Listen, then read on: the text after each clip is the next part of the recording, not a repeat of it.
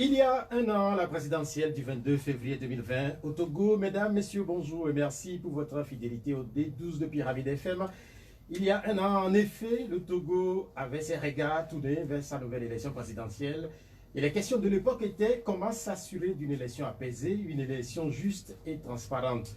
Les questions étaient aussi de savoir si les candidats de l'opposition en rang dispersé avaient des chances pour précipiter le pays dans le cercle des nations africaines adeptes de l'alternance au sommet de l'État. La question était également celle de l'indépendance de la Commission électorale nationale indépendante. Les analystes se demandaient si le président de la CENI pourrait annoncer un autre vainqueur que celui qui de tradition gagne l'élection présidentielle au Togo. La problématique de la vérité des urnes reviendra-t-elle sous la forme d'un nouveau contentieux électoral? Un an après le scrutin, plusieurs de ces questions continuent d'alimenter le débat public. Si le pouvoir a depuis tourné les pages de cette élection qui avait mis aux prises Oulou Komi, Georges-William Cresson, Fogna Singbe, Jean-Pierre Fabre, Tchassona Traoré, Megogé, Mensa Agbemekodio, le dernier candidat cité continue de remettre en cause les résultats du scrutin.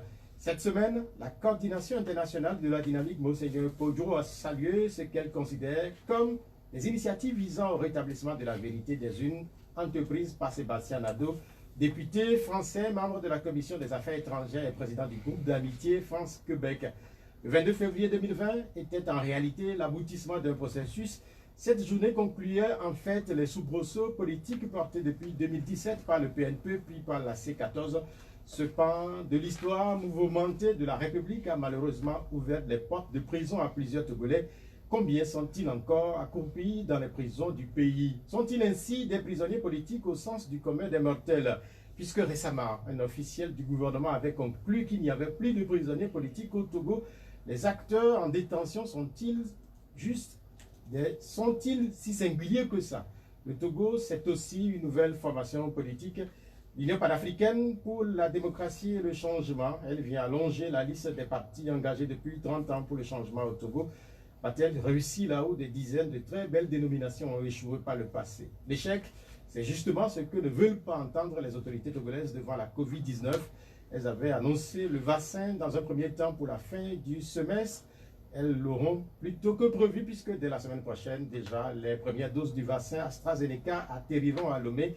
Qu'est-ce qui fait courir autant le pouvoir dans sa gestion de la pandémie? Avec 81 décès pour 6268 cas en bientôt un an, le virus est-il réellement une grande menace au Togo? Sans doute adepte du célèbre dicton à savoir prévenir vaut mieux que guérir, les autorités togolaises veulent la paix. C'est pourquoi elles préparent la guerre contre cet ennemi. Les invités du jour viennent du Comité pour la libération des prisonniers politiques au Togo. Il s'agit de Claude Abegambi du Parti des travailleurs et du professeur David Dosset de Togo Debout. Les numéros de l'émission sont 96 54 37 et puis 70 43 09 70. Chers invités, bonjour. Bonjour. Comment allez-vous? Nous allons bien. C'est dimanche, jour du Seigneur, mais nous allons commencer cette émission par une triste nouvelle à savoir. Nous n'avions pas l'information. En tout cas, moi, je ne l'avais pas. Moi, je viens de l'apprendre. Mais vous venez de l'avoir, cette information. Quelle est quand même votre réaction pour la disparition de quelqu'un qui a eu à diriger la police nationale? Ouf. C'est très difficile d'exprimer une opinion. Bon, il a fait son travail, qui repose en paix, mais sa disparition survient à un moment où le rôle des forces de sécurité et de défense est très controversé dans le dossier sur lequel nous sommes, à savoir celui des prisonniers politiques. Et donc, je crois par là que chacun puisse mesurer que nous, humains, sur cette terre, nous sommes que fétus de paille.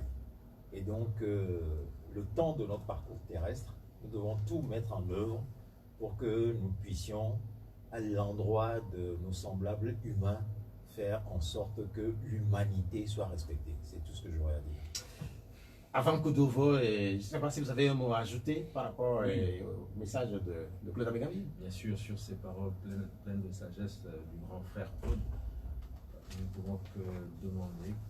Vous allez parler un peu plus fort. D'accord. Alors, je disais que sur les paroles pleines de sagesse du grand frère Claude, nous ne pouvons ajouter que la terre lui soit légère. Et j'espère en tout cas que, comme il l'a dit, nous tous qui sommes sur cette terre, nous ferons en sorte de mettre au centre l'être humain, quelle que soit la mission qui nous sera confiée, nous veillerons à ce que l'être humain, dans son épanouissement, dans sa vie sur cette terre, puisse être dans une posture où le vivre ensemble harmonieux sera vraiment l'objectif pour nous tous. Il faut dire que nous sommes dans une saison assez difficile, compliquée, puisque depuis l'année passée, il ne se passe plus de jours qu'on ait un décès d'une personnalité ou d'une figure connue. Il y a quelques jours encore, on évoquait la disparition du journaliste Alirou Tchakala. Vous le connaissez, Alirou? Tout à fait. J'ai eu vraiment le plaisir de le rencontrer sur vos plateaux, justement. Et je voudrais, si vous le permettez, présenter toutes mes condoléances à sa famille et à ses proches. Il est parti dans des circonstances difficiles. J'ai été très surpris de voir sur les réseaux sociaux qu'il était décédé. Mais ça fait partie de la vie, malheureusement. Il nous a devancés et vraiment que la terre lui s'appuie sur les également. Un mot, vous connaissez le journaliste? Non, je ne le connaissais pas, je n'avais pas l'honneur de le connaître, mais je l'entendais, surtout au Club de la Presse de Sasgaou. J'entendais ses interventions, son intransigeance sur certains principes et sa façon de défendre comment dire, les idées qui étaient les siennes. C'est ce qui m'a beaucoup marqué chez lui, c'est-à-dire que quand il avait une idée derrière la tête, il ne se privait pas pour le dire, il le disait aussi vertement que possible, à l'endroit de tout le monde d'ailleurs. Donc que la terre lui soit légère. Chaque fois qu'il y a un décès, en réalité, les vivants saluent la mémoire du disparu et promettent vivre autrement. Surtout, on a entendu depuis ces derniers jours que nous devons nous aimer en étant vivants. Les leçons, malheureusement, ne sont pas suffisamment tirées de notre passage terrestre. Il y a un certain nombre de terriens qui se comportent un peu comme si eux, ils sont immortels. Il y a ça aussi. Oui, tout à fait. Et bon, là, lorsque vous m'avez posé la question sur Alirou Tchakala, comme je ne connaissais pas la personne, mais que j'ai juste entendu dans des émissions, je n'ai pas voulu donner d'avis dessus. Mais je dirais ici qu'à d'autres occasions, j'ai été très sévère à l'endroit de certains acteurs politiques qui, lors de leur disparition, méritaient qu'on dise les choses assez clairement sur leur parcours terrestre, sur le rôle qu'ils ont joué. Vous savez, moi, la personnalité qui est la mienne se distingue par une chose. Lorsque vous exprimez une idée, lorsque vous faites des choix, ces choix, il faut que vous les assumiez dans toutes leurs conséquences et jusqu'au bout. Et que vous y restiez fidèle dans toute la mesure du possible. Et je ne vous cache pas que, bon, lors du décès de quelqu'un que je nommerai, à savoir Hilaire Logo de Soubi, mais j'ai été assez sévère avec lui. Parce que je ne peux pas comprendre que dans tout ce qu'il a fait, en déclenchant un mouvement qui a été le mouvement de la libération du peuple togolais, en fustigeant les dirigeants de notre pays qui ont plongé ce Togo dans la situation dans laquelle il se trouve, avec tout le sang versé, mais il est fini par rejoindre le camp de l'adversaire. Ça, je ne le tolère pas et ça, je ne l'accepte pas. Parce que je pense que ce n'est pas une façon de faire évoluer l'humanité et ce n'est surtout pas une leçon pour la nouvelle génération. Les valeurs de morale, d'éthique, de principe et de rigueur que nous devons enseigner pour que nous, Africains, qui sommes en retard de tout, qui avons toutes les richesses, mais qui sommes aujourd'hui les derniers du monde parce que notre continent est soumis au pillage, à l'exploitation, à toutes sortes de choses, mais que nous puissions nous ressaisir et faire en sorte qu'avec les richesses qui sont les nôtres, nous puissions reconstruire le continent qui est le nôtre. Lorsque je ne vois pas ça chez quelqu'un, bon, moi j'ai tendance à dire les choses telles qu'elles sont, telles que je le pense, ainsi je suis, et c'est cela. Bon. Oui, en fait, on vous connaît, on vous a découvert à la conférence nationale, vous avez des positions qui sont des positions tranchées, qui ont parcouru le temps et sans être altérées. Mais là, professeur, il pose un sujet qui est important, la fidélité à ses idées. C'est pas facile, dans tous les cas. En fait, je crois que dans la vie, il faut avoir des principes. et faire en sorte que ces principes épousent un certain nombre de valeurs. Il a parlé de l'éthique et d'autres valeurs qui sont vraiment des valeurs cardinales et qu'il faut cultiver au sein d'une société. Mais aujourd'hui, lorsque l'on prend la société togolaise, on a le sentiment que l'échelle des valeurs est totalement renversée. Qu'est-ce qu'on met au-dessus? C'est la richesse, quelle que soit la façon de l'obtenir. Et cela a des répercussions sur tous les aspects de la vie. Lorsqu'on se met à dire que la jeunesse togolaise est en perdition, lorsque des images circulent montrant des choses totalement inacceptables et totalement incompréhensibles qui se déroulent dans les établissements scolaires, lorsque on nous dit que la corruption au Togo a atteint un tel degré que beaucoup de secteurs sont corrompus, tout simplement c'est lié au fait que les principes tendent à disparaître, les valeurs sont totalement chamboulées, et comme je l'ai dit, l'échelle des valeurs étant renversée, si on met uniquement la richesse au-dessus, il ne faut pas s'étonner. Et donc, si on veut vraiment agir pour remettre l'être humain au centre, comme je l'avais dit, ou agir dans le sens de l'humanité, il faut vraiment que l'on revienne à ces valeurs, à ces principes, et dans la vie, quel que soit ce que cela peut vous coûter, faites en sorte qu'une fois que vous avez des convictions, vous en tenez à ces convictions, et quel que soit le coût et la difficulté. Nous allons parler des prisonniers politiques puisque c'est la nouveauté autour de votre personnalité. On sait que vous, professeur Dossé David, on vous connaît pour votre engagement depuis quelque temps au plan public, et de même que Claude Amigambi. Vous êtes ensemble depuis quelque temps, et l'objectif du mouvement que vous avez mis en avant, c'est d'obtenir la libération des prisonniers politiques. Quelle est en réalité la genèse de cette initiative, professeur? Bon, je voulais tendre le micro à mon grand frère, puisque c'est lui, en fait, qui a eu l'idée de mettre sur pied un comité.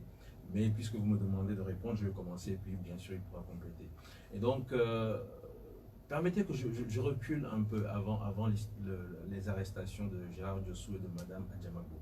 Déjà, la société civile avait commencé à tirer l'alarme sur la question de la justice. C'était le 15 juillet 2020, et un certain nombre d'organisations de la société civile s'étaient retrouvées pour animer une conférence de presse. Et au cours de cette conférence de presse, nous avions dénoncé une double situation. D'abord, la question de l'impunité, et nous disions que cette impunité était fortement liée à cette instrumentalisation de la justice, avec des exemples patents. Nous étions donc dans cette dynamique de sensibilisation sur la question de la justice lorsque sont intervenues les arrestations d'abord de M. Gérard Diossou dans des conditions totalement inacceptables. Lorsqu'il vous décrit comment est-ce qu'il a été intercepté en pleine rue, violenté, cagoulé, conduit dans des lieux manifestement secrets de détention, torturé, il faut le dire, parce que lorsqu'on vous met à côté d'un climatiseur et que vous subissez le froid, un froid ardent pendant des heures et des heures jusqu'au matin, vous êtes interrogé, cagoulé, avant qu'on ne vous ramène ensuite au SCRIC. J'appelle cela de la torture. En tout cas, non, mais en fait, ce que vous décrivez là, ça s'est passé au Togo? Bien sûr, ça s'est passé au Togo, et peut-être que tout à l'heure, dans le développement du travail que nous avons fait en termes de méthodologie, nous vous dirons comment est-ce que les choses nous ont conduit à avoir donc ce genre de révélation. Voilà donc l'arrestation de M. Gérard Diossou, ensuite très rapidement l'arrestation de Mme Adjamagbo, et puis un certain nombre de structures politiques, non politiques, qui se mettent ensemble pour dire mais non, mais ça suffit, dans quel pays nous sommes? Le Front citoyen Togo Debout s'associe à toutes ces voix qui se sont élevées de partout pour dire il faut que ça cesse. Et c'est ainsi que, lors des premières rencontres, très vite, l'idée a germé de mettre sur pied ce comité pour la libération des détenus politiques. Et nous sommes, en tant que organisation de la société civile, pleinement membres de ce comité. Ce comité a mis en place un bureau qui a commencé à travailler et qui a produit donc le mémorandum que nous avons présenté à l'opinion, c'était mardi de cette semaine. Voilà, donc c'est comme ça que les choses se sont faites, mais en tout cas, je rappelle que le grand frère Claude est l'initiateur de ce comité et je pense qu'il pourra davantage vous en dire. Claude, Claude Amégré, vous avez sans doute des idées là, parce qu'il n'y a pas très longtemps, vous portiez une initiative pour obtenir des signatures qui devraient permettre ou aboutir à la démission de l'actuel chef de l'État. On vous retrouve là sur notre front. Oui, la vie est ainsi faite que lorsque vous êtes engagé sur une voie, eh bien, surviennent des événements qui peuvent infléchir cette voie et véritablement, c'est ce qui s'est passé. Comme tu l'as dit tout à l'heure, bon, toi m'as reçu ici et nous avons discuté en long, en large et en travers et avec vos auditeurs et auditrices de cette campagne que nous menions pour la démission de Faure Gnassingbé sur la base d'une pétition. Eh bien, c'est dans le cours de cette campagne que nous avons été brutalement interrompus par cette arrestation de M. Gérard Jossué et de Mme Brigitte Adjamako-Johnson. Alors, qu'est-ce que nous avons fait? Comme nous l'avons toujours fait par le passé, nous nous sommes rassemblés avec toutes les organisations qui, profondément indignées par ces arrestations, les conditions dans lesquelles elles se sont déroulées et ce que nous avons pu apprendre de ce qui leur était arrivé au niveau du SCRIC et autres, ont décidé de se mettre ensemble pour dénoncer la chose. Et nous, tout à fait naturellement, dans les concertations qui ont eu lieu à l'aune de la conférence de presse qui s'est tenue pour rendre public ces dénonciations, nous avons fait la proposition de ce que nous avons toujours fait par le passé au niveau des organisations démocratiques du Togo, à savoir lorsque un démocrate ou des démocrates sont arrêtés, spontanément se constituent des comités pour leur libération sur la base d'une campagne d'unité, de front unique, qui puisse permettre d'arracher leur libération. Et ceci, par le passé, a eu des résultats probants. Dans le cadre d'arrestations aussi célèbres que celle de Mediaovi Aboibor, de moi-même, de Gaibor Tengue Najombe et de plein d'autres militants, bon, sur notre long parcours depuis octobre 90 jusqu'à ce jour, jusqu'à la dernière période. Et donc, c'est ce que nous avons fait. Et cette proposition, naturellement, a été acceptée. Et la réunion de l'ensemble de ces organisations qui s'est faite par la suite a formellement constitué ce comité pour la libération de tous les prisonniers politiques du Togo.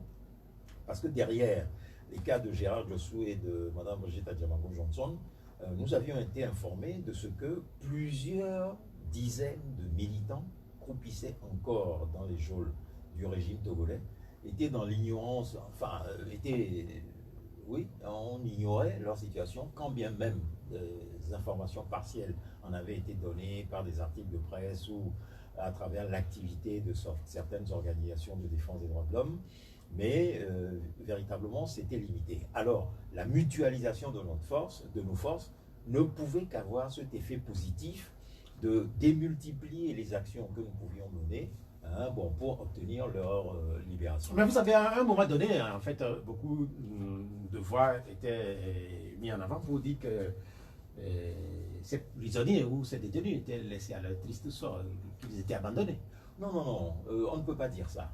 Parce que véritablement, sur la base de ce que nous avons vu, vous savez, nous avons parmi nous des responsables d'organisations de défense des droits de l'homme, des OSC, comme on les appelle, des organisations de la société civile. Et ces organisations-là ont fait beaucoup pour leur libération. Bon, certains sont des activistes ou proches de certains partis politiques. Mais ces partis politiques même subissent un tel ostracisme que pour approcher ces militants, c'est la croix et la bannière. Alors, je veux dire par ici, par là, que véritablement, c'est un travail d'équipe qui s'est fait.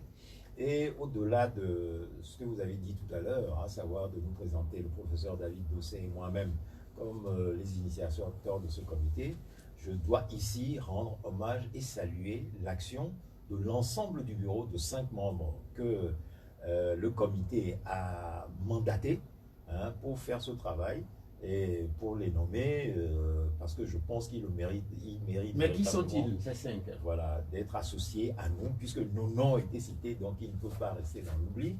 Je veux parler de Atiobé, de Novation Internationale. Ah, il doit avoir un prénom. Louis Atiou. Et de Asiba Johnson du Réjan et de Alassani Abdoulaye de la CDPA. Donc comme vous le voyez, il y a des responsables de partis politiques et d'associations de la société civile dedans, et c'est ainsi que les choses se sont faites depuis... Est-ce qu'en dehors de 5 que vous citez là, est-ce qu'il y a d'autres structures qui sont derrière, par exemple? Parce que... Non, il y a une plénière. Il y a une plénière qui rassemble l'ensemble de ces un peu comme, associations à qui nous rendons compte.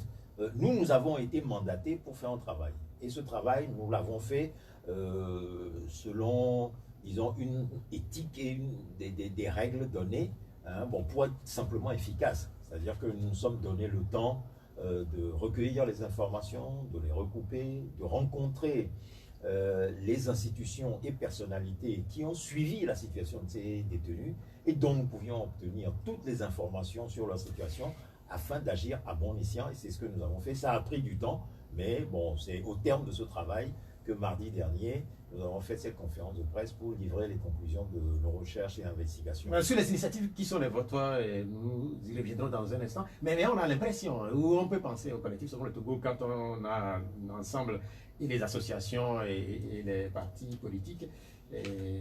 C'est un collectif Sauvons le Togo qui se met petit à petit en place. Je n'en dirais pas autant. Là, l'objectif, il est clair, il est bien défini. On s'est mis ensemble pour obtenir la libération des détenus politiques, parce que les détenus politiques, il y en a encore au Togo, et c'est bien dommage que l'on puisse être embastillé tout simplement parce qu'on a une opinion idéologique, une opinion politique différente. Et je pense qu'une fois qu'on en aura fini avec cet objectif, je ne suis pas convaincu qu'on continue, sauf s'il y a une situation qui exige qu'un certain nombre de structures se remettent encore ensemble pour continuer le travail. Donc je ne sais pas, franchement, pour le moment, disons qu'on est focalisé sur cet objectif qu'on s'est assigné. Si demain il faudra qu'on travaille sur autre chose, peut-être qu'on le fera, peut-être qu'on ne le fera pas, mais je préfère ne pas. L'élément qui vous rassemble, oui. Non, je vais ajouter ceci, puisque vous en avez parlé précisément. Non, le comité pour la libération de tous les prisonniers politiques du Togo n'est pas égal au collectif Sauvons le Togo. J'ai fait partie du collectif Sauvons le Togo. Nous avons développé toute une série d'activités qui situaient leur action sur un terrain un peu politique, puisqu'elle abordait la problématique des élections, la problématique de la gestion des ressources nationales, et la problématique du vivre ensemble au Togo, hein, du devenir de nos richesses, etc. et tout ça. Bien, la différence du comité pour la libération de tous les prisonniers politiques du Togo est que ce comité est un comité ad hoc à l'effet uniquement et exclusivement de combattre pour la libération des prisonniers politiques du Togo. Je pense nécessaire de faire cette précision parce que vous n'ignorez pas que nous sommes dans une situation togolaise, une situation politique togolaise aujourd'hui qui est très compliquée et où nous avons affaire à toute une série de difficultés apparues entre les acteurs politiques sur des questions électorales et qui ont donné lieu à des développements incroyables et non maîtrisés. Et cela a suffisamment pourri l'atmosphère entre des organisations qui devaient être ensemble que nous nous sommes dit que si nous devons continuer sur cette voie-là, eh bien, les militants, les sympathisants, les démocrates, les simples individus qui parfois ont été arrêtés à tort, qui n'ont rien fait, mais qui ont été pris comme ça et amalgamés avec d'autres, mais c'est eux qui en paieront les pots cassés. Et donc, nous avons dit que sur ce terrain de la lutte du comité pour la libération de tous les prisonniers, nous allons mettre de côté toutes les divergences politiques et nous circonscrire uniquement et exclusivement à la défense des prisonniers. Voilà où nous en sommes pour l'instant. Et j'appuie ce que le professeur disait tout à l'heure, à savoir que pour l'instant, ce comité ne s'occupe pas d'autres questions que celles qui constituent son objet. Celle des détenus politiques. En réalité, quand j'ai entendu les objectifs de cette, ou quand j'ai pris acte des objectifs de ce comité, à savoir la libération des prisonniers politiques ou des détenus politiques, je me suis posé un certain nombre de questions, puisqu'il n'y a pas très longtemps, un officiel du gouvernement togolais avait d'autres définitions en réalité de qui est détenu politique et surtout qui dit dans sa conclusion qu'il n'y a pas de détenu politique au Togo. Comment est-ce que vous vous définissez en réalité celui qui est prisonnier ou détenu politique, professeur? Ben, pour moi, sans être académicien, la définition la plus simple, c'est celle que je viens de donner tantôt, c'est le fait de se retrouver embastillé, détenu, emprisonné, tout simplement du fait de ses opinions politiques, idéologiques. Ce sont donc des détenus d'opinion et tout le monde est convaincu qu'il y en a au Togo, les cas sont là. S'il faut les citer, il suffit de reprendre le document que nous avons produit. Vous prenez un certain Goma Aziz qui relate clairement dans quelles conditions lui et ses amis ont été arrêtés, torturés également. La torture également fait partie malheureusement des pratiques encore utilisées par le système de répression, encore utilisées par notre système judiciaire. Cela, nous l'avons dit, cela a également été dit par les rapporteurs spéciaux des Nations Unies. Je crois que leur objectivité, elle ne peut pas être mise en doute. En dehors de M. Goma Aziz, vous avez, je pense que nous avons produit une liste de plus de 100 personnes qui se sont retrouvées embastillées tout simplement pour avoir participé à une manifestation, tout simplement pour avoir apporté à manger à des manifestants, etc., etc. Et cela, pour nous, constitue à l'évidence des détenus politiques. Sans oublier le cas de ceux qui ont été arrêtés en 2009, parce que la liste porte essentiellement sur les prisonniers politiques depuis 2017, donc 2017, 2018, 2019. Mais avant eux, il y a eu également le cas de ceux qui ont été arrêtés en 2009, et pour lesquels la Cour de justice de la CEDEAO a demandé à ce qu'ils soient libérés. En dehors de la Cour de justice de la CEDEAO, il y a eu d'autres institutions qui ont demandé à ce qu'ils soient libérés. Et s'ils sont toujours maintenus en détention, pour nous, ça rejoint la définition parfaite. Non, mais quand vous parlez de 2009, ça fait un bail. 2009, il y a des gens qui ont été arrêtés pour leurs convictions politiques et qui sont toujours détenus. C'est ce que vous voulez dire? C'est ce que nous voulons à Lomé ou à l'intérieur du pays? Au Togo, en tout cas, si vous voulez des noms, nous parlons là précisément de l'affaire Pacha Gnassingbé, qui s'est retrouvé arrêté depuis 2009. Et vous savez tous que le problème a été jugé au niveau de la Cour de justice de la CEDEAO, qui a demandé à ce que la libération immédiate soit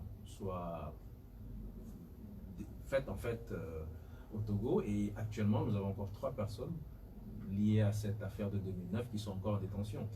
Et en dehors de M. Pacha Gnassingbé, comme je l'ai dit, vous avez toute une série de personnes encore emprisonnées au Togo et qui constituent de vrais détenus politiques au sens le plus simple, le plus basique. Mais même sur la définition, même au niveau des Nations Unies, il y a quand même des difficultés à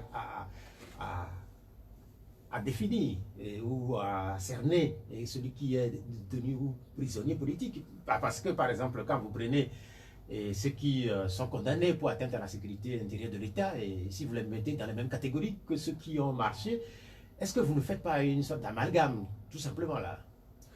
Non, à vrai dire, Pierrot, pour rebondir sur ce que le professeur a dit, le fait que nous ayons associé l'affaire des prisonniers de 2009 jugés en 2011 au dossier a été une question qui a été très discutée au sein du comité avant que nous les associons en tant que tels.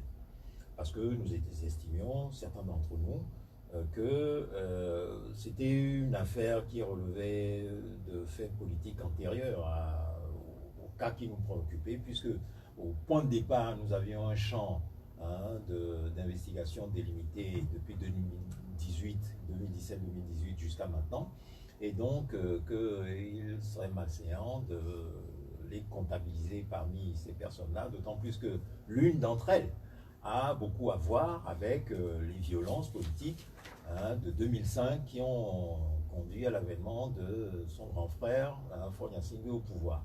Et donc, certains d'entre nous, pour cette raison, étaient réticents à ce qu'ils soient comptabilisés en tant que prisonniers politiques.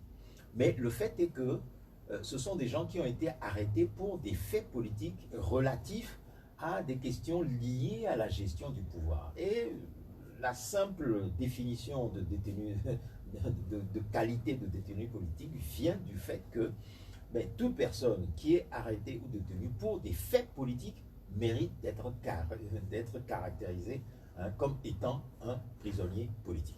Ça, c'est la base.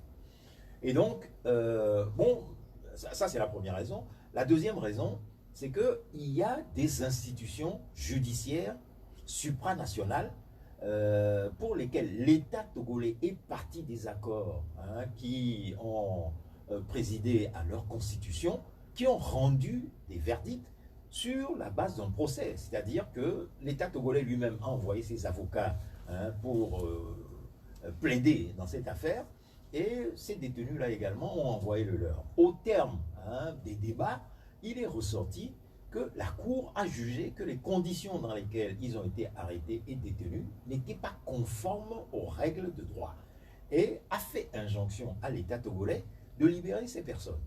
Bon, à partir de là, nous sommes dans une situation où nous disons, bah, si l'État togolais a ratifié des accords et des conventions, qu'il les applique. Quitte à ce que, bon, il y a un débat sur le fond. Et donc, c'est uniquement à cette aune-là que nous nous sommes arrêtés pour dire, ok, nous devons les retenir comme tels, de manière à ce qu'il y ait ce débat aussi dans le pays, sur les accords que nos autorités ratifient et ne respectent pas au final, parce que c'est une affaire récurrente.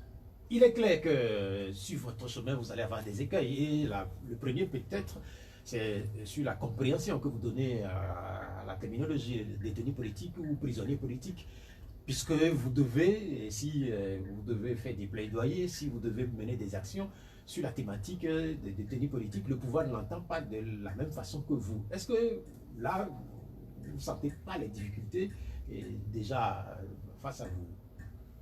Des difficultés, il y en aura certainement, mais il ne sert à rien de nier l'évidence et de dire qu'au Togo, il n'y a pas de détenus politiques. Pour en revenir encore à l'affaire de 2009, en dehors de la Cour de justice de la CEDEAO, qui a rendu son verdict, vous avez le groupe de travail des Nations Unies, justement, sur les détentions arbitraires, qui a également rendu son rapport en disant qu'il fallait libérer ces personnes qui sont maintenues en détention, et je précise qu'il y en a actuellement 3.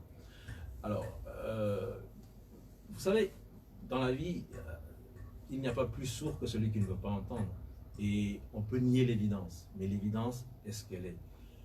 Dire qu'au Togo, il n'y a pas de détenus politiques, je crois que c'est vouloir faire en sorte qu'on ne puisse pas régler le problème de certaines personnes qui aujourd'hui sont maintenues en détention alors qu'on ne peut rien leur reprocher. Est-ce que, au plan du délit, ce sont des personnes qui ont volé quelque chose? Est-ce que ce sont des personnes qui ont tué? Etc. etc. Si on aligne, je vous assure, tous ces délits possibles, je vous assure qu'à chaque fois, la réponse sera négative. Mais une chose est certaine, c'est que ces personnes sont des voix dissidentes, c'est que ces personnes sont des personnalités proches de l'opposition, et cela est dit par nous, cela est dit également par des institutions internationales comme Amnesty International, qui a sorti également un rapport sur les personnes ou les voix dissidentes qui sont arbitrairement maintenues en détention. Amnesty International a posé le problème de la justice togolaise qui se focalise sur les voix dissidentes au Togo, etc., etc. Alors, nous allons en tout cas poursuivre notre œuvre. Nous avons commencé par la production de ce rapport qui tire un certain nombre de conclusions, qui met en évidence et qui met en lumière la situation totalement inacceptable de dizaines de concitoyens. Nous allons donc faire en sorte que ce rapport diffuse suffisamment au sein de l'opinion nationale, que ce rapport diffuse suffisamment au sein de l'opinion internationale. Et à l'évidence, on saura si c'est nous qui avons mal défini les détenus politiques ou si c'est le pouvoir togolais qui met des œillères et qui refuse de reconnaître l'évidence. Claude Amegami, nous allons, avec vous, peut-être avoir une idée de ceux-là que vous désignez comme étant des prisonniers politiques. Vous aviez évoqué déjà le cas des amis ou de ceux qui sont proches de Pachanyasingbe, au-delà de...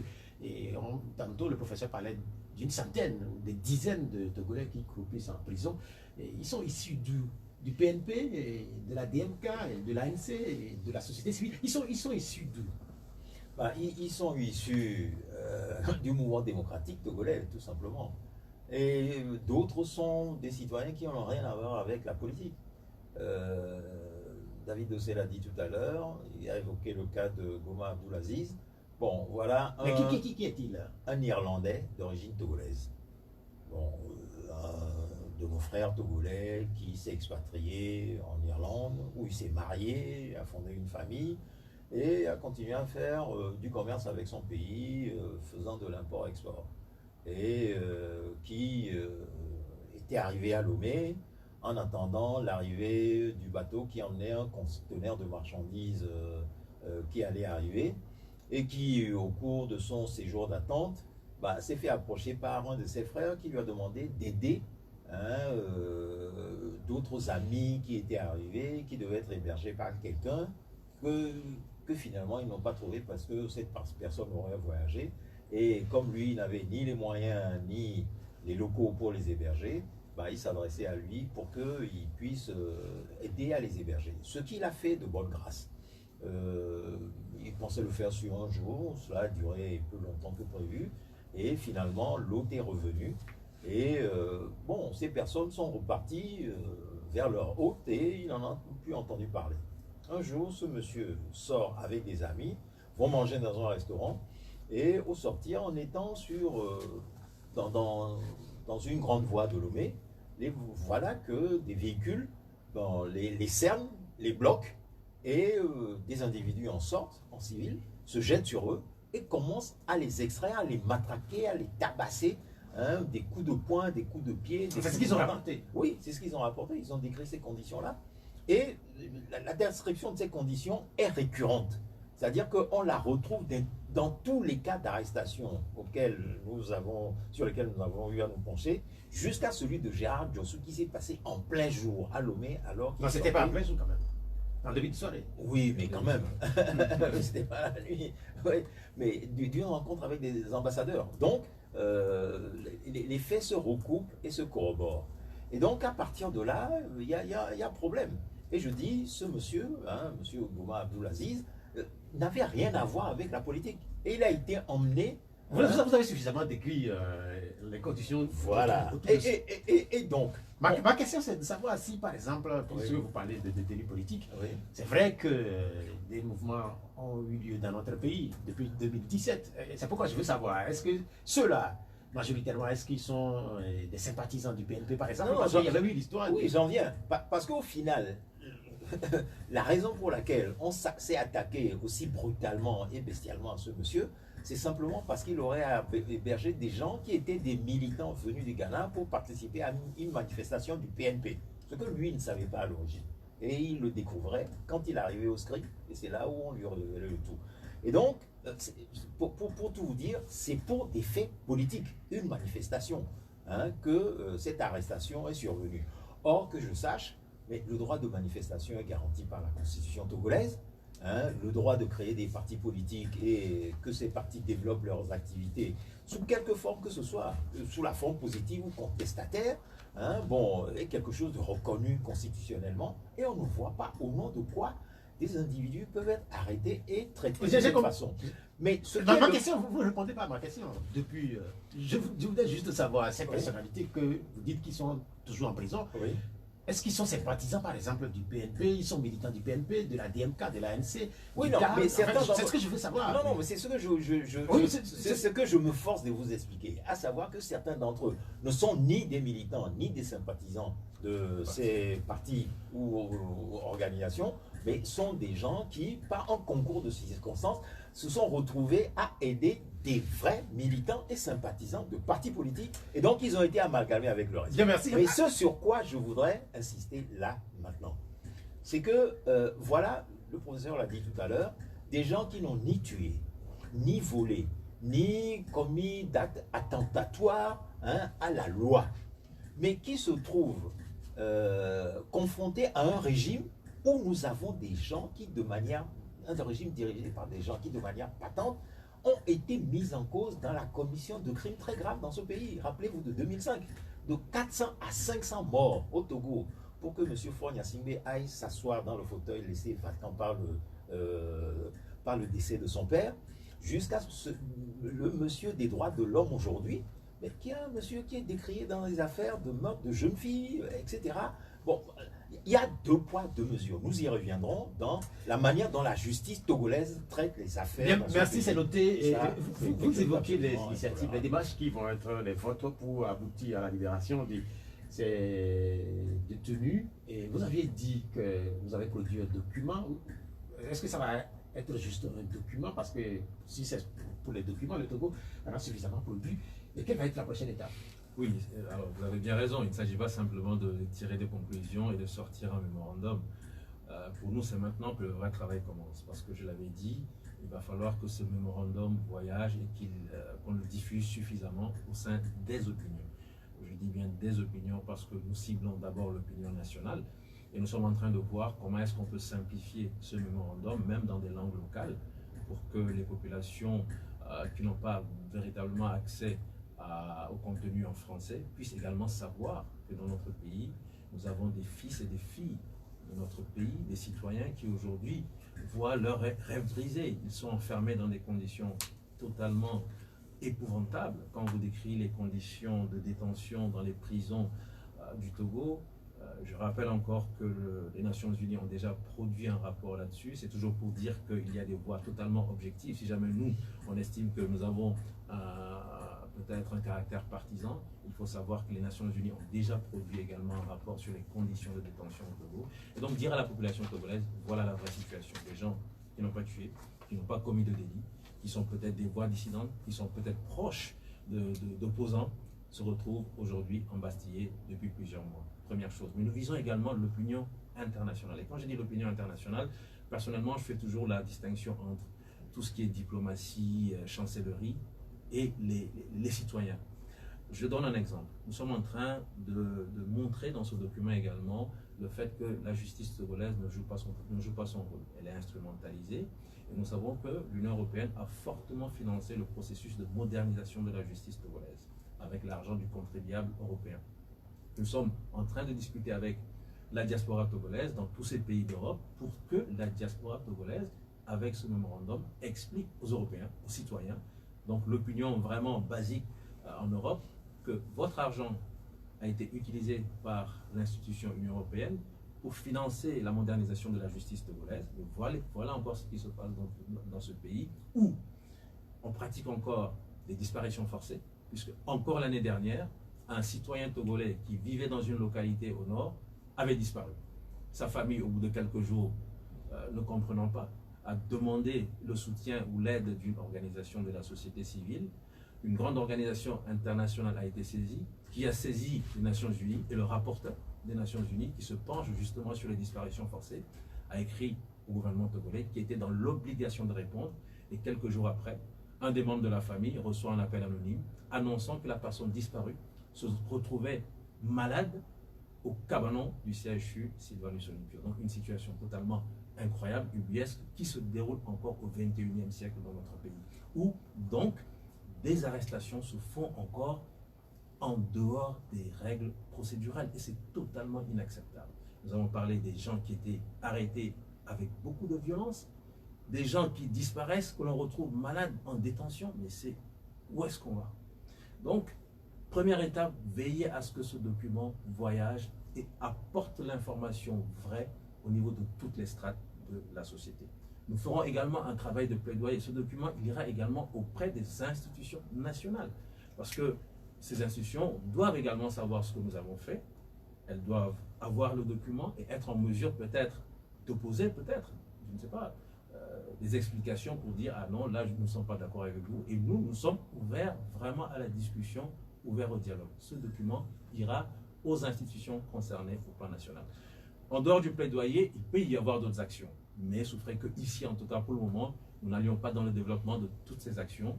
Et je répète que pour le moment, c'est beaucoup plus une action de plaidoyer et une action d'information. Quelles sont les chances que vous vous donnez si on sait que le gouvernement, au niveau du gouvernement, déjà, on affirme qu'il n'y a pas de prisonniers politiques au Togo? Oui, c'est ce que je disais tantôt. Vous savez, il n'y a pas plus sourd que la personne qui ne veut pas entendre. Mais l'évidence, on ne peut pas la nier. Ce document, nous allons le rendre accessible à tout le monde. Et en fonction des explications que nous donnons, je crois que le bon sens est ce qui est le plus partagé de par le monde. Chacun pourra se faire une opinion. Y a-t-il ou n'y a-t-il pas de prisonniers politiques au Togo? Et à la lecture de ce document, je vous garantis que chacun se fera la conclusion en se disant « Ah, il y a quand même des personnes qui sont maintenues en détention tout simplement du fait de leur opinion politique ». Sur votre liste, sans doute que vous avez des centaines de personnes, non plutôt des dizaines de personnes qui sont en prison. Vous avez évoqué à l'entame de cette émission deux cas qui sont des cas récents. Brigitte Adjamago Johnson et puis Gérard Johnson qui ont été détenus, d'où d'ailleurs la naissance de votre initiative. Mais curieusement, ces deux personnalités ont été libérées. Des gens qui étaient là en prison avant ces deux personnalités restent toujours en prison. Oui, et justement c'est le propre du régime, c'est de faire en sorte que ceux sur lesquels les projecteurs sont braqués, on s'en débarrasse rapidement pour penser se tirer d'affaire en disant ah, finalement il n'y a plus personne. Mais que ceux qu'on pense être le menu fréquent, on les garde là et on continue à les torturer et même à les faire mourir, hein, pour continuer à intimider le reste de la population. Alors, David Dossé a parlé de la prison civile de Lomé tout à l'heure, dont les institutions internationales ont recommandé la fermeture. Mais il faut ajouter que ce n'est pas seulement la prison civile de Lomé ou dans les autres prisons du pays que de pareils militants politiques sont détenus. D'ailleurs, lorsqu'ils sont pris au départ, ils n'arrivent pas, ils ne débarquent pas à la prison au point de départ. La plupart d'entre eux ont été détenus et torturés au camp des gardiens de préfecture, camp GP d'Aboué Logobé. Ça, c'est le premier lieu de détention. Le deuxième lieu de détention est le SCRIC, le service central de recherche et d'investigation criminelle, où là également se pratique la torture. Et le troisième lieu de détention, c'est la gendarmerie nationale, qui est, comme vous le savez, à côté du siège de la DTCI. Et où jusqu'aujourd'hui, des gens croupissent, enfermés dans des villas, dans le noir, où ils ne voient pas le soleil de toute une journée. Et le résultat de ceci, c'est quoi? C'est que toute une série de personnes sont décédées en détention. Alors, certains journalistes qui ont investigué sur ces disparitions en détention parlent de 8 prisonniers qui sont morts en détention. Pour l'instant, nous avons le chiffre certifié de 5, hein, que nous donnons dans le rapport, mais nous continuons à faire... Oui, absolument. Et nous continuons à faire les recherches, hein, pour avoir le reste. Certains même parlent de 9 au total. Et donc, voilà ce qu'il en est. Et donc, j'insiste sur cet aspect extrêmement important que dans ces lieux de détention, les gens sont torturés. Non, mais si la question de torture, c'est bien noté. C'est clair que récemment, aux Nations Unies, à Genève, le Togo avait été interpellé, les autorités togolaises ont donné un certain nombre de garanties pour que cela cesse. Pour que cela cesse, par exemple, sur la prison civile de Lomé. Oui, mais sauf que ce n'est pas la prison civile de Lomé qu'on va torturer les gens. Je suis d'accord. C'est dans d'autres centres. Et donc, à partir de là, mais vous comprenez qu'on est interpellé par ces morts en détention. Et la conclusion, c'est quoi? C'est que nous recommandons aujourd'hui qu'il y ait la constitution d'une commission internationale d'enquête. Parce que vous posez la question de savoir, mais oui, vous avez sorti ce rapport, est-ce que ça ne va pas être un rapport? Non, une commission internationale d'enquête, pour faire quoi? Mais pour faire la lumière sur tout ça. Parce que sans, si par exemple, que 5 à 8 ou 9 personnes, hein, soient mortes en détention dans un État qui se dit un État de droit, mais ça pose problème. Bien, merci. Et qu'on ne puisse pas communiquer sur leur situation, que le gouvernement refuse de le reconnaître en disant non, il n'y a pas de prisonniers politiques au Togo, il n'y a pas de torture, il n'y a pas de mort en détention. C'est noté, on va permettre aux auditeurs de participer à l'émission, comme on le fait d'habitude. Je rappelle que nous avons 2 membres du comité pour la libération des détenus politiques. Il y a à ma droite ici le professeur David Dossé de Front Citoyen Togo Debout, et puis à ma gauche Claude Améganvi du Parti des Travailleurs. Je rappelle les 2 numéros pour intervenir dans cette émission, c'est 87 50 34 37 et puis 70 43 09 70. Est-ce que nous pouvons commencer par insérer les auditeurs? Allô, bonjour. Oui, on vous appelle comment? Yoshua. Allez-y pour votre question. D'abord, ma première question est de savoir si leur bébé n'est pas mort, est-ce que leur bébé n'est pas mort avant la naissance. Parce que moi, à mon avis, les gens eux-mêmes ont confirmé qu'il n'y a pas de prisonniers politiques au Togo. La preuve, c'est quand on les avait invités pour une consultation, les seules personnes qu'ils ont invitées, ceux qu'ils ont cherché à libérer, étaient les 2 ou les 3 personnes de MPDD. Ils n'ont même pas reformulé aucune réclamation concernant les détenus politiques, comme vous le dites aujourd'hui. Donc,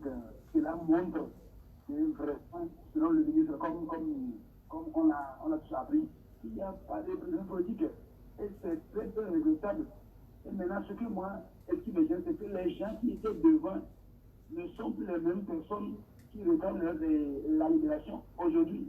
Donc, il dit, est-ce que leur bébé n'est pas mort avant la naissance? Bien, merci. Yoshua, merci pour votre intervention. Vous réagissez en même temps. Oui, bien sûr. Merci Joshua.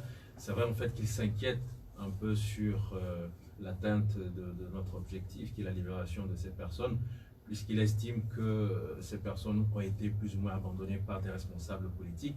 Mais moi, ce que je dis, c'est qu'aujourd'hui, la question ne concerne pas simplement les responsables politiques. J'étais, il y a quelques jours, avec un homme religieux, et il a fait une intervention qui m'a fortement touché. Il a dit, vous savez, la situation, elle est épouvantable. La situation de ces personnes, elle est épouvantable, parce que quand on voit un peu la succession des faits, demain, ça peut également être moi. Je peux avoir une opinion qui dérange, et je peux me retrouver devant la justice de ce pays et emprisonné sur un motif qui est totalement fallacieux. Et donc, c'est ce que nous voulons en fait faire comprendre à l'ensemble de la population. Et aujourd'hui, c'est vrai qu'il y a un comité qui a produit un mémorandum. Le comité va poursuivre son œuvre pour arriver à la libération de ces personnes. Mais au-delà du comité, notre souhait est que chaque couche de cette population prenne conscience qu'aujourd'hui, s'il y a des dizaines de Togolais qui sont emprisonnés sur des motifs totalement fallacieux ou tout simplement en raison de leur opinion politique, cela veut dire que tous les 7 millions de Togolais sont en danger et chacun doit participer à l'œuvre. Donc, même si vous estimez que certains responsables politiques n'ont pas fait leur travail pour aider à leur libération, ce qui est votre droit de le penser, mais je pense que au-delà de ces responsables politiques, il nous revient à nous tous de nous engager, de nous impliquer justement pour que les voix s'élèvent davantage pour permettre la libération de ces Bien, merci, deuxième auditeur. Allô? Bonjour. Allô? Oui. Bonjour. Bonjour. Je salue Oui, Colani, allez-y. Oui, je salue l'initiative et puis le courage. Merci, dans monsieur. notre pays. Et puis, maintenant, c'est nous pour donner en tant que prisonniers politiques, de faire aussi l'effort pour que les prisonniers et les exilés politiques rentrent. Peut-être les exilés politiques, c'est pas facile. Et pour finir, j'ai eu un peu gêné mon grand-père Claude Améganvi. À l'entame de l'émission, il parlait de Togo et son décès. Lui, c'est les gens qui ont été torturés. Ils sont perdus. Malheureusement, on a du mal à cerner totalement ce que vous dites, Colani. Je ne sais pas si c'est la position de votre téléphone qui fait qu'on a cette difficulté. Je vais parler du décès du... Oui, allô? Ouais. Allô? Logo. Oui, en fait, je crois qu'il voulait revenir sur la question de conviction politique. Absolument. Vous aviez évoqué la situation de Glo à l'entame de cette émission. Malheureusement, Logo. Pas de logo. de Logo. Oui, on n'a pas totalement compris. notre ami Colani. Je pense qu'il a posé aussi le problème des exilés politiques, c'est ça? En fait, moi, sincèrement, je l'ai perdu. Donc, on va avoir un autre auditeur. Allô? Allô, bonjour, monsieur Pierrot. Oui, bonjour, vous appelez comment? Aboubakar. Aboubacar. Ouais. Oui, allez-y. Salut les invités. Oui. Et je leur dis bonne chance. Mais est-ce que notre gouvernement là est tellement sourd? Est-ce qu'il peut comprendre ce qu'ils sont en train de faire? Parce que moi, mon pauvre, il y a le lycée, mais on l'a dit comme ça. Jusqu'à présent, on ne sait pas là où il est. Mais est-ce que c'est bon comme ça dans la vie? Vous n'avez pas dit maintenant que le Dieu de Roba est mort. La vie, c'est comme ça. On va partir un beau jour. Merci. Merci Aboubacar pour votre intervention. Et le gouvernement togolais serait sourd. C'est en réalité ce que dit Aboubacar sur la question de la réceptivité de votre démarche. Il y a quelques points de doute. Non, ce que je veux dire à tous les Togolais et à toutes les Togolaises, c'est qu'il faut véritablement qu'ils nous aident et que nous nous aidions tous à faire entendre nos voix de citoyens au gouvernement togolais pour qu'il cesse un certain nombre de pratiques qui ne sont pas humaines. Et dans une société, je ne connais pas d'autre méthode que celui d'appeler les citoyens à prendre leurs responsabilités pour mettre fin à des situations qui sont injustes. Nous ne sommes que des porte-voix. Nous avons commencé quelque chose avec quel espoir? avec l'espoir que nous serons rejoints par les 7 millions de Togolais dans la protestation unanime du sort qui est fait à tous nos frères qui sont encore dans les geôles du Togo. Et je dis, cela est faisable, cela est possible et nous devons le faire. Ça, c'est la première chose. La deuxième chose que je voudrais ajouter, c'est qu'il ne faudrait pas que cette fois-ci, ce que nous sommes en train de mettre à jour et de porter au niveau de l'opinion reste comme quelque chose qui va mobiliser les citoyens pendant un jour, deux, et puis après ça va disparaître. Non, non, non, non, il ne faudrait pas que ce soit ça. Parce que derrière ça, il y a des enjeux de société. Puisque quand nous avons commencé notre travail de recoupement d'informations, nous nous sommes trouvés confrontés à une situation extrêmement terrible, qui est celle de vous, la presse, où à travers l'arrestation et les conditions d'arrestation, de détention et du sort final du journaliste Carlos Quetaoui et de son journal, et ensuite celui de Ferdinand Messin Haïté, de toute une série de journalistes qui sont des journalistes d'investigation, des lanceurs d'alerte, sur quoi? Sur ce qui est notre bien à tous, qui nous appartient à tous collectivement comme Togolais, mais on veut faire taire des voix dissidentes, on l'a dit tout à l'heure, des voix critiques, des voix qui voudraient apporter leur contribution pour que le Togo soit géré comme un État au profit de tous les citoyens, alors que des informations fusent de partout sur la forte corruption de ce régime, non seulement depuis les autorités gouvernementales, mais jusqu'à la justice elle-même. Et donc, sur ça, est-ce que nous devons nous taire? Je dis que non. Est-ce que tout cela, ce sont Togolais, nos droits. sur la position des Togolais, beaucoup se posent la question. Les Togolais sont fatigués, ils ont tout donné. Et demain... Oui, mais on ne peut pas être là et dire qu'on est fatigué, donc on va nous laisser se déployer, est-ce que vous constatez, comme moi, de tous nos droits, de toutes nos conquêtes? Ce n'est pas possible. Est-ce que vous constatez qu'il y a depuis une certaine indifférence vis-à-vis des initiatives qui sont prises, notamment par exemple celle-là que vous portez actuellement? Non, moi je l'explique par la chose suivante, et je suis absolument formel là-dessus, c'est que les citoyens togolais ont été déçus par la manière dont le lutte a été géré depuis 30 ans. Lorsque je suis venu dans le débat précédent, nous avons abordé tous ces aspects-là de la question. Il y avait plusieurs occasions où l'avènement du changement démocratique aurait pu survenir par, je dirais, des mésententes entre les acteurs politiques. Manque de sincérité pour certains, etc. Eh bien, nous n'avons pas pu nous accorder sur le fait de dire à ce régime, il est temps qu'on tourne la page. Au compte de quoi? Eh bien, nous y sommes depuis 54 ans, 58, si on veut considérer les choses depuis 1963. Eh bien, il est temps, véritablement temps, et nous, est-ce que vous sentez que les Togolais, ils sont encore prêts à vous accompagner? Ah non, non, ils sont prêts. Ils sont prêts. Parce que si vous voyez tout ce qui s'est passé depuis octobre 90 jusqu'à ce jour, il y a eu des périodes comme celle-là. Mais si nous prenons par exemple votre initiative, celle qui voulait qu'il y ait des signatures, vous en avez eu combien au final? Non, et ça je le dirai le moment venu, mais c'est pas l'heure de il y a une question qui a été laissée pour la société viendra. civile, c'est la question de Eric Bodjona. Il parle de la société civile au Togo. Est-ce qu'elle existe? En réalité, c'est le sens de sa question. Si elle existe, pourquoi ne fait-elle pas peur au régime? Alors, une chose est certaine, c'est que la société civile, elle existe bel et bien au Togo. Elle a subi une mutation, puisque la société civile, dans sa position militante, je pense que c'est quelque chose qu'on n'avait pas beaucoup connu de par le passé. Mais maintenant, aux côtés des organisations de la société civile classique, nous avons une vraie société civile militante qui essaie de porter la voix du peuple par rapport à de vraies préoccupations politiques, comme cela se fait dans d'autres pays comme le Sénégal, le Burkina Faso, etc., etc. Alors, la question de savoir si la société civile fait peur ou elle ne fait pas peur, moi je ne sais pas. Mais ce que je sais, c'est que à 2 reprises, en tout cas, il y a eu des tentatives de faute de loi afin de mieux cadrer, pour ne pas dire de mieux museler cette société civile. Et donc, si on le fait, c'est que quelque part, on se pose des questions sur cette capacité qu'a la société civile de constituer un véritable contre-pouvoir. Et je finis peut-être par là, notre objectif n'est pas de dire qu'on fait peur, mais notre objectif, c'est d'être un vrai contre-pouvoir et de faire des propositions en vue de faire évoluer notre société. Merci. Allô? Allô, c'est le collègue qui revient. Oui, Kolani, maintenant on vous reçoit mieux. Je saluais les invités et je disais leur courage. Merci et beaucoup. l'initiative. Merci, monsieur Kolani. Et je posais la question aussi des exilés politiques.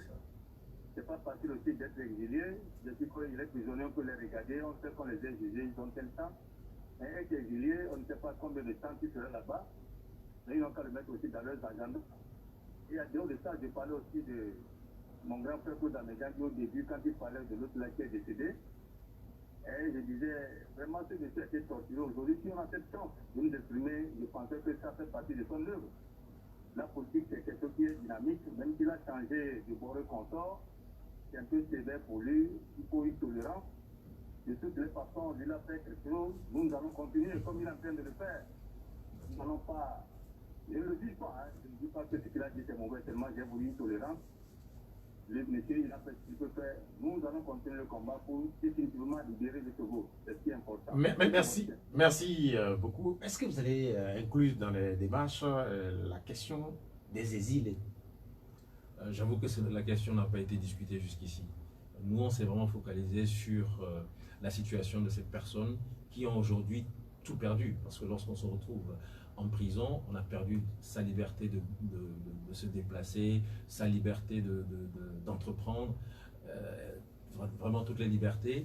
Et pour nous, l'urgence, c'est de faire en sorte que ces personnes soient libérées. Les exilés, c'est vrai, ils sont hors du pays, mais ils ont quand même la possibilité au moins de se déplacer, au moins d'entreprendre. C'est déjà peut-être légèrement différent, mais rien n'empêche effectivement que par la suite, on puisse poser le problème de beaucoup de personnes et voir comment est-ce que ce pays peut enfin tourner une page pour que on puisse tous verser nos énergies dans le développement et dans l'épanouissement. Une question maintenant de Claude Bay. Claude a laissé sa question sur les réseaux sociaux. Par quel moyen pense-t-il faire libérer les détenus, étant donné que malgré la décision de la Cour de la CEDEAO, l'État togolais refuse de respecter cette décision? En réalité, c'est la question telle que c'est libellé. Et je vous la présente, Claude à Meganvi. C'est un autre Claude qui nous écoute depuis qui a envoyé ça. C'est une bonne question. C'est extraordinaire parce que j'avais noté ça et je voulais intervenir là-dessus, profiter de mon tour de parole pour revenir là-dessus. Parce qu'on est en train de parler de tout ce qu'il y a autour de la problématique des détenus, mais la méthode par laquelle nous pensons pouvoir agir et faire la pression nécessaire et suffisante pour obtenir la libération de ces détenus, on n'en a pas beaucoup parlé. C'est ce que je fais ici, à savoir que, bon, nous sommes en démocratie. Et en démocratie, la mobilisation des organisations, leur intervention sous différentes formes. David Océa parlait tout à l'heure de plaidoyer, etc., quelque chose d'extrêmement important. Et donc, nous avons retenu que des messages et des prises de position, après lecture de notre mémorandum, sur cette base-là, soient envoyés aux autorités togolaises, et particulièrement aux 4 d'entre elles que nous jugeons être les principaux concernés par cette problématique. C'est le président de la République d'abord, M. Forest Gnassingbé, ensuite le Premier ministre, la Première ministre, Madame Victoire Djilulu-Tomega Dogbe, ensuite le ministre de la Justice, M. Pius Kokoui-Akbetome, et le ministre en charge des droits de l'homme, M. Christian Trimois.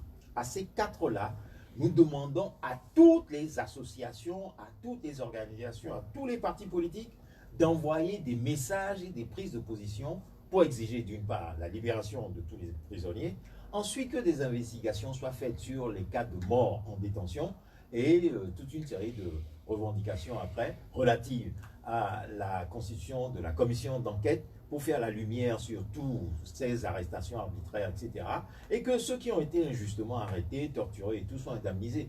Parce que certains d'entre eux sont malades, ils vont sortir de là avec des séquelles de graves conséquences pour leur vie ultérieurement. Ce sont des gens qui vont nécessairement se retrouver handicapés. Certains d'ailleurs sont malades. Il y en a 4 actuellement au Cabanon. Donc il faut que ces gens-là puissent se soigner.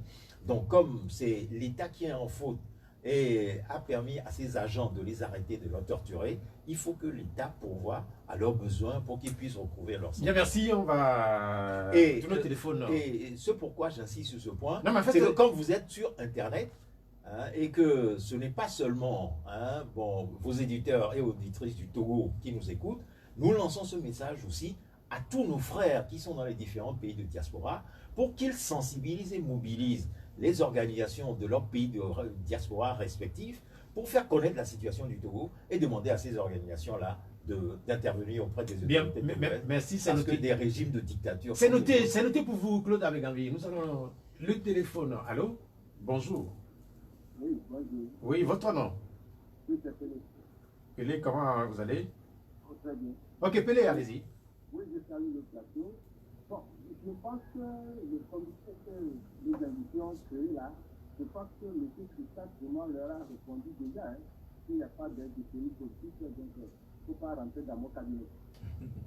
Bon, concernant ce qui se passe aujourd'hui, depuis l'avènement du 5 octobre aujourd'hui, je pense qu'on a suivi les mêmes personnes qui répètent les mêmes choses avec le même discours.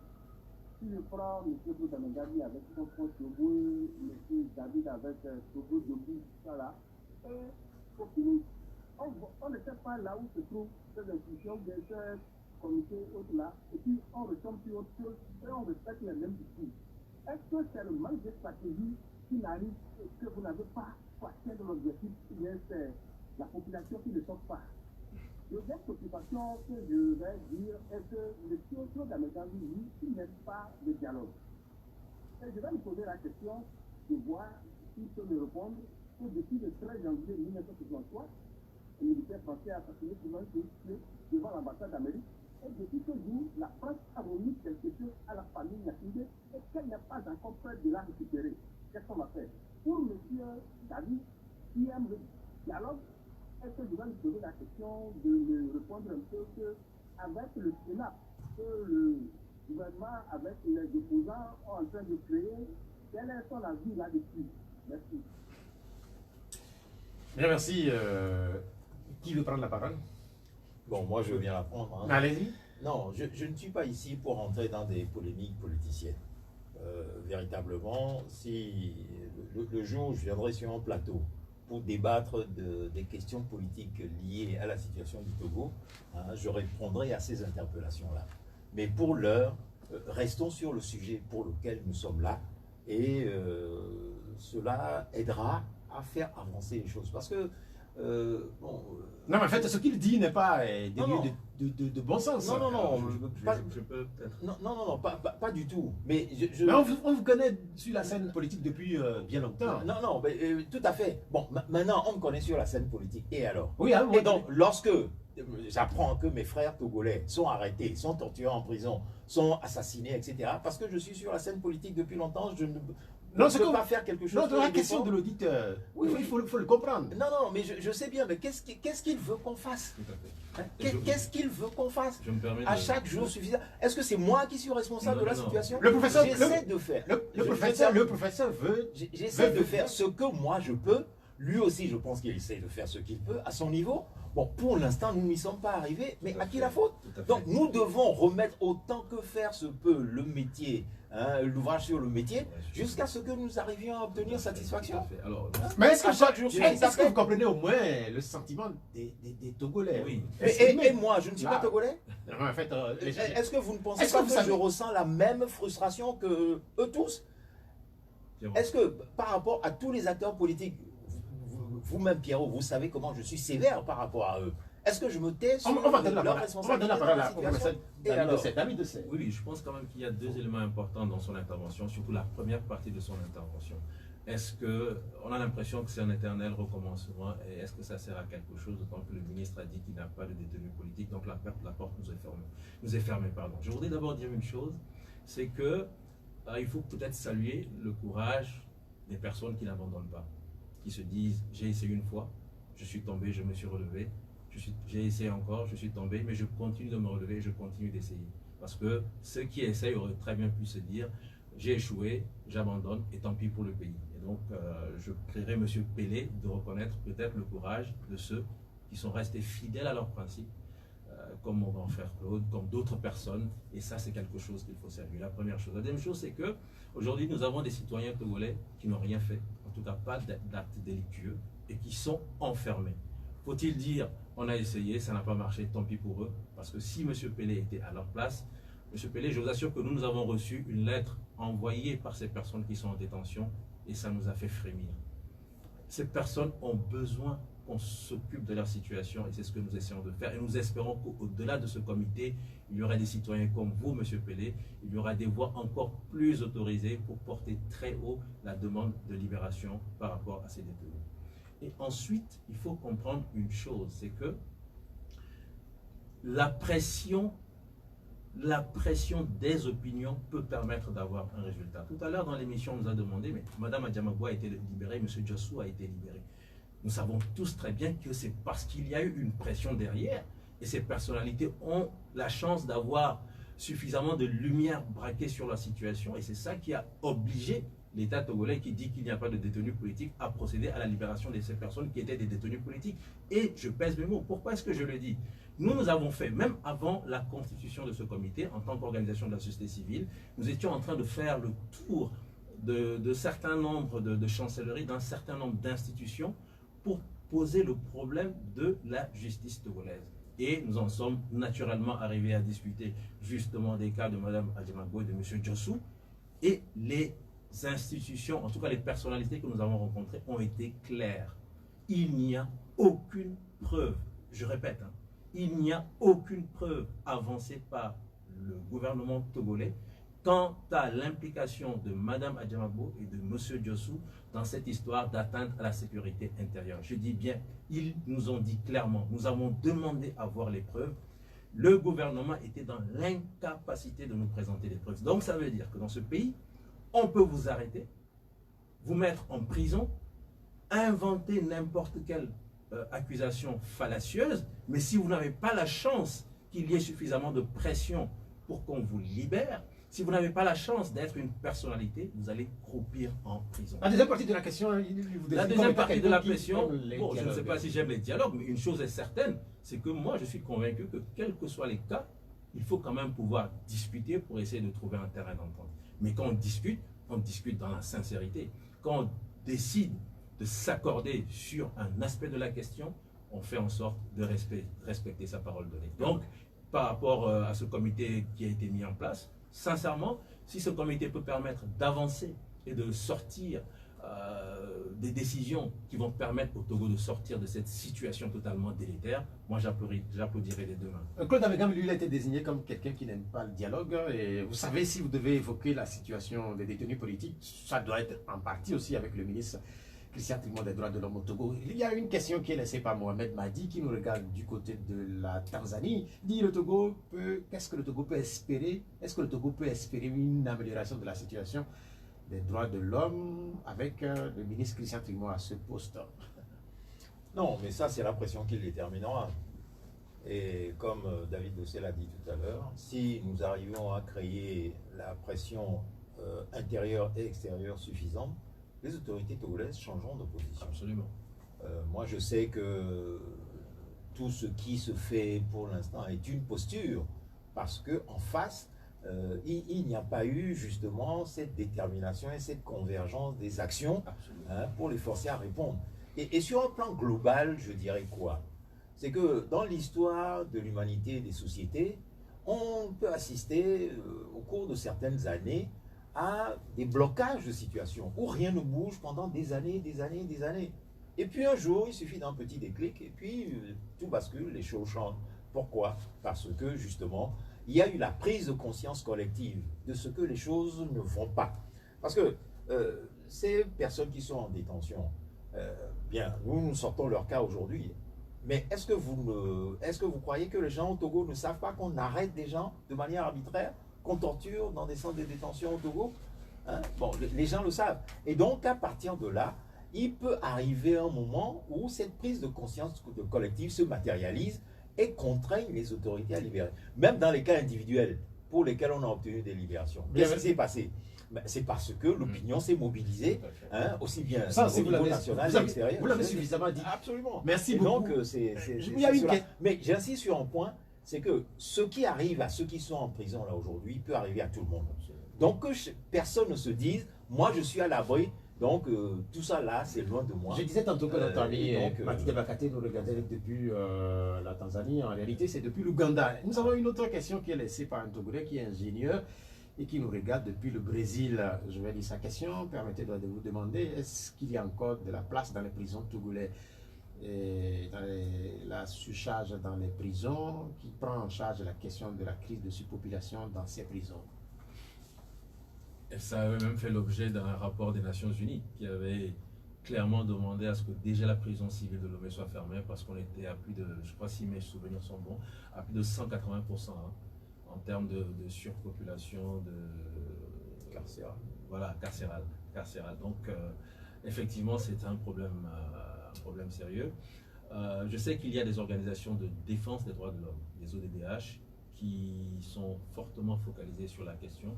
Le Front citoyen Togo Debout n'en fait pas partie. En fait, Togo Debout n'est pas une ODDH, ça il faut le dire clairement, mais on intervient beaucoup quand même en association avec d'autres organisations sur ce genre de problème. Donc des organisations se penchent sur la question, des organisations incitent le pouvoir togolais à répondre par rapport à cette injonction des Nations Unies. Et nous avions quand même prévu aussi retourner vers le système des Nations Unies pour savoir quelle était la suite donnée à toutes ces injonctions des Nations Unies par rapport à la restriction de manifester, puisque les Nations Unies avaient adressé un courrier express au Togo.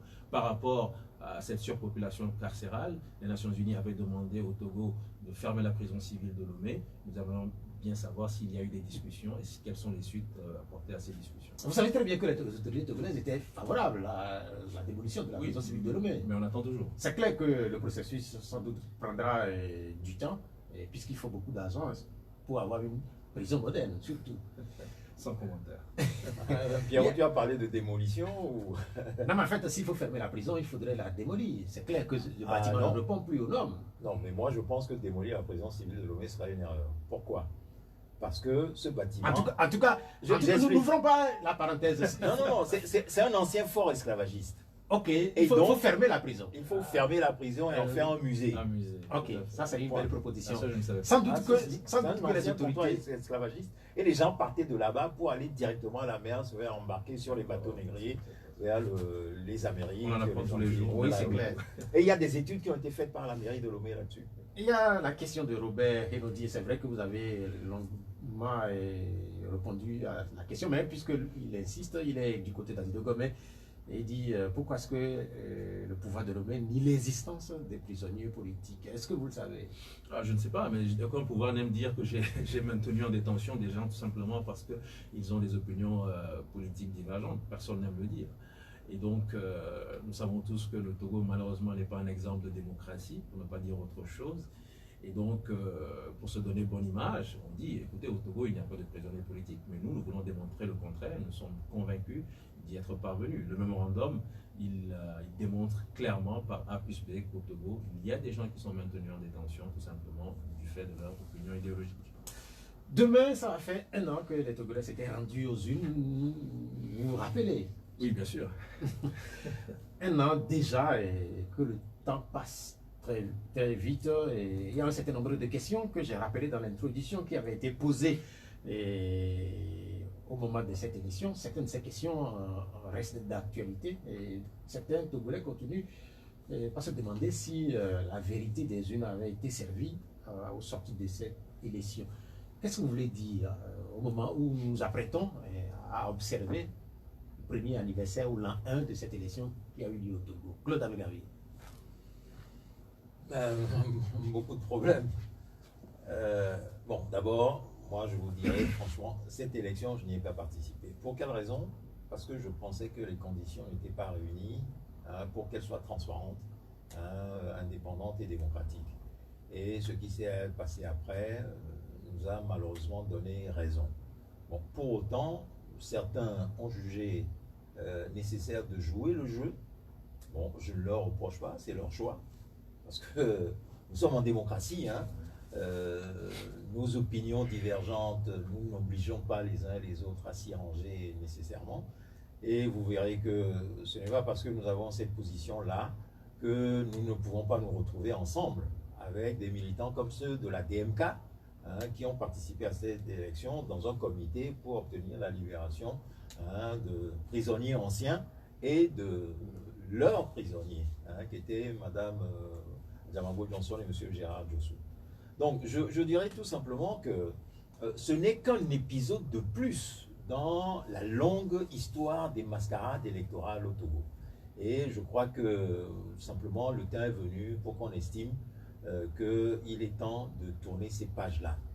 Alors, moi, ma conviction, vu le régime que nous avons en face, c'est que le changement démocratique au Togo ne viendra pas par la voie des urnes. Nous l'avons proclamé, nous le répétons. Bon, maintenant, que ceci serve d'exemple de plus pour que tous ensemble, aussi bien ceux qui ont participé aux différentes consultations électorales qu'il y a eu par le passé, que ceux qui n'y ont pas participé, nous puissions nous mettre ensemble et nous dire que la prochaine fois, lorsque le peuple togolais se lèvera et estimera le temps venu de tourner la page, qu'il n'y ait pas derrière de mésententes qui finalement amènent à ce que le régime en place reste encore pour 5, 3 ou je ne sais trop combien d'années encore. Ça suffit, comme ça on les a assez vus. Il faut qu'on trouve les voies et moyens de leur dire que leur temps est venu, qu'ils aillent se mettre ailleurs et que d'autres fassent leur expérience. Quand vous parlez de mésententes, sans doute que vous faites allusion à toutes les difficultés que l'opposition du Togo a connues pour avoir soit un candidat ou plusieurs candidats par la suite. Vous-même, professeur Dossé David, à un moment donné, on a entendu dire que vous allez être candidat. Je ne sais pas si c'est de la fiction. Je ne sais pas si c'est une question, mais heureusement, je ne faisais pas partie des personnes alignées pour participer à cette élection. Mais vraiment, c'est une question importante et je pense que le grand frère Claude a bien fait de rappeler que malheureusement au Togo, on a le sentiment que toutes les élections organisées par le pouvoir constituent finalement une mascarade et constituent un moyen entre guillemets légal de se maintenir au pouvoir. Et c'est triste.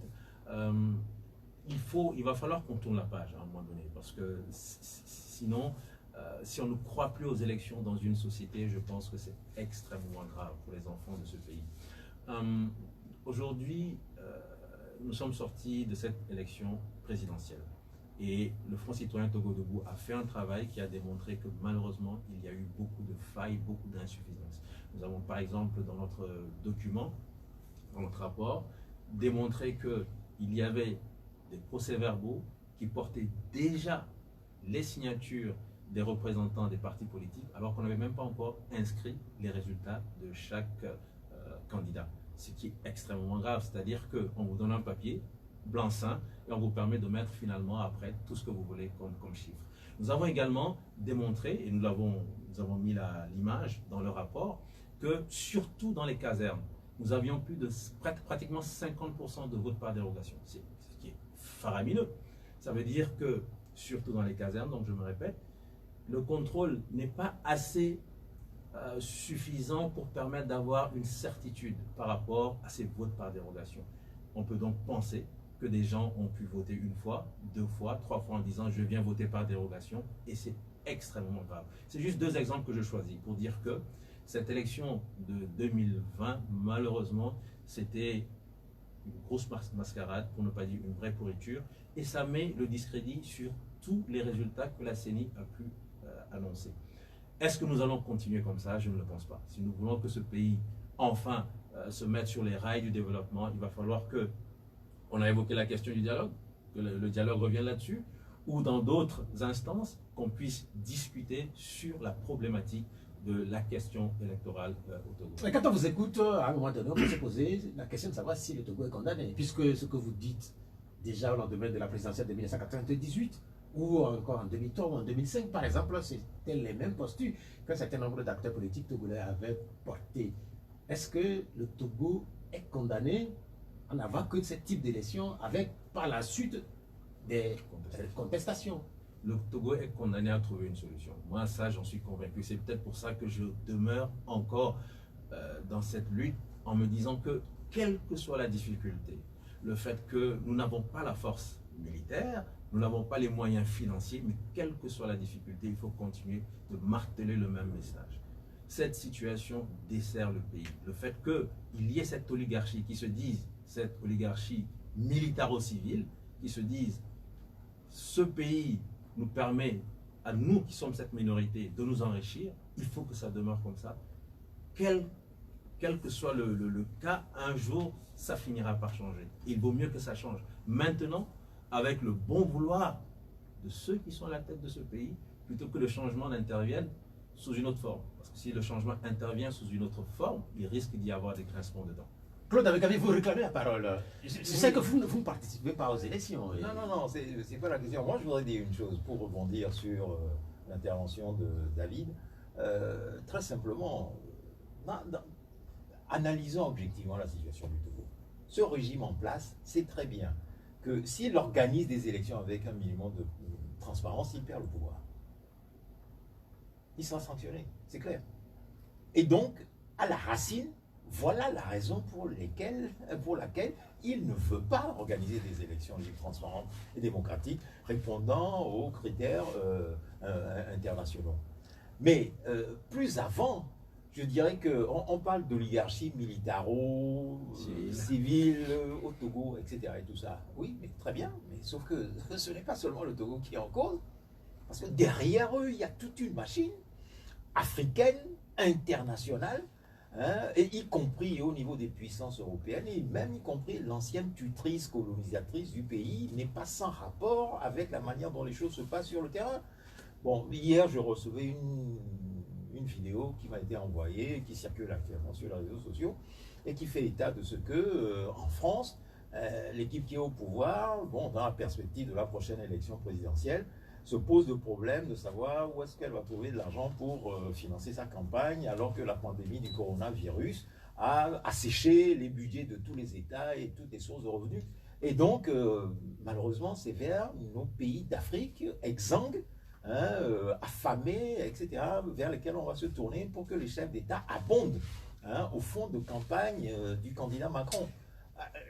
C'est Moi, je n'ai pas encore vu cette vidéo. Je vais faire de la regarder. Non, je vais te la transmettre. Merci, puisqu'il nous reste encore 2 minutes. Simplement, il nous reste encore les enjeux nous dépassent et nous devons en avoir conscience pour savoir nous organiser en conséquence. C'est tout ce que je voulais dire. Nous avons encore 2 minutes. Et je voudrais qu'on termine cette émission avec une actualité dans laquelle se retrouve sans doute le professeur David Dossé. C'est l'actualité de la Covid. Les autorités togolaises annoncent l'arrivée des premières doses de vaccins à Lomé, le vaccin AstraZeneca pour la semaine prochaine. Est-ce qu'on doit dire bravo ou pas? Enfin, il faut peut-être analyser l'ensemble du processus depuis l'avènement de cette pandémie pour voir toutes les insuffisances qu'il y a eu au départ, les couvre-feux, les morts d'hommes. Il faudrait vraiment régler tous les problèmes avant d'applaudir, parce qu'il ne s'agit pas simplement d'applaudir pour le vaccin. Et même pour le vaccin, il faudrait qu'il y ait... Je crois que c'est une bonne chose de vacciner en cette période de pandémie, mais il faut beaucoup plus de transparence sur les lots qui nous sont envoyés, pourquoi AstraZeneca, parce que nous avons vu que AstraZeneca a eu quelques difficultés dans d'autres pays. Donc, de grâce, qu'il y ait suffisamment de transparence par rapport à tout ce qui va être fait pour que nous puissions peut-être après applaudir. Merci. Vous allez clôturer cette émission, le vaccin va être là. Est-ce que vous allez l'accepter ou pas, Claude Abekabi? Moi, je vous le dirai tout net, je ne me ferai pas vacciner. Pour la simple raison que je pense que j'en ai pas besoin. Et dans beaucoup de pays d'Afrique, les mesures prophylactiques qui ont été recommandées me semblent être suffisantes pour faire face à cette pandémie. Maintenant, l'autre problème qui se pose, c'est celui de la gestion transparente de tout ce qu'il y a derrière ce vaccin. Il y a des problèmes de fond. Nous avons affaire à un médecin sur le plateau et il sait comment les choses se passent. Comment on finance des scanners et qu'on se retrouve avec des scanners dans des hôpitaux qui ne fonctionnent jamais, au compte de quoi on est obligé d'envoyer les patients vers des cliniques privées pour faire leurs clichés, etc., etc. L'histoire des moustiquaires antipriés. On ne va pas le faire d'histoire. Et dans la mesure où ma question c'est sur le vaccin. Le docteur, le professeur. Ma question c'est sur le vaccin qui va arriver. Et j'ai compris que vous ne serez pas parmi ceux qui seront les premiers à avoir les toutes premières doses. L'émission elle s'achève malheureusement. Le temps est passé très vite. Claude Abekabi, merci d'être venu. Professeur David Dossé, merci d'être venu. Vous nous avez suffisamment parlé de vos initiatives pour la libération des prisonniers politiques au Togo. Cette émission va être diffusée tout à l'heure à partir de 19h. Merci à Jean-Jacques Snobiatico pour la mise en onde technique. Moi, je suis Pierrot Athiou. Le prochain rendez-vous des 12, c'est dimanche prochain. Au revoir. Merci à toi, Pierrot. Merci. euh,